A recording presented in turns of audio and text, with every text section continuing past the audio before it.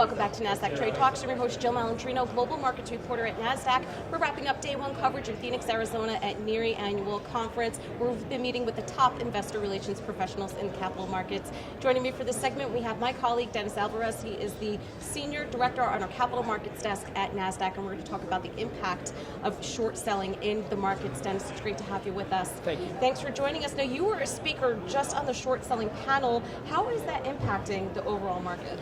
Well, I mean, short selling is a natural component to the markets in general. Obviously with things like the trade tariffs talks exacerbating the market, you see a bit more active shorting going on, but it's always there.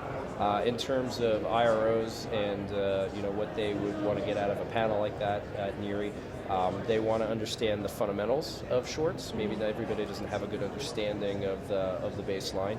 And then the other thing that we talked about on the panel today was we had two veteran IROs that were bringing through their war experiences dealing with short attacks. And so it's just a good educational period for them. What kind of investors would short sell the market? Well, any type of investor can short sell. For the most part, the hedge funds are the ones that are the ones most familiar with it. But retail investors, certain types of mutual funds, but there's a lot of quantitative trading programs out there, algorithmic trading that drive short sales in the markets. All right, now what can investor relation professionals, what can they do to measure the short interest impact on their stock?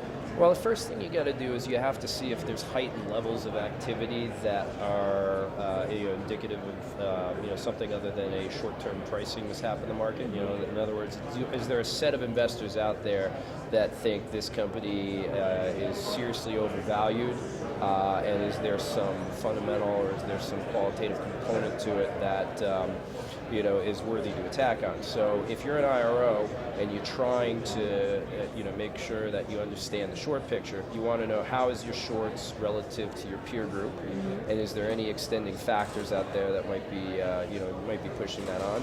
And then lastly, I would say monitoring the trading levels. Using a surveillance provider is a good way of going about keeping abreast of what's going on out there. Nasdaq has one in house. We have our corporate advisory services has a surveillance team. So.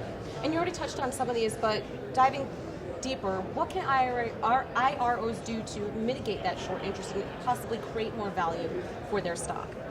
Two things that IROs can do. First is understand the picture, and then understand if there is a short-term distort out there that is just a temporary overvaluation component, and at that point I don't think you really need to go crazy or do anything to dispel that. But if there is a perception out there of your company for the longer term that there is something wrong out there, you need to be vocal. You need to communicate to your shareholders. You need to be open. The two IROs that were on the panel that I was just on went through their whole process. One was very pro, speaking to everybody, very open lines of communication. The other one takes a counter approach to that. They don't speak to anybody that has the ability to hedge or short. So in that regards, it's up to the IRO's personal discretion. But my stance is open communication is the best. All right, great, Dennis. Thank you so much for joining us on Trade Talks, and thank you for joining me throughout the day from NERI Annual Conference. I'm Jill Malandrino, Global Markets Reporter at Nasdaq.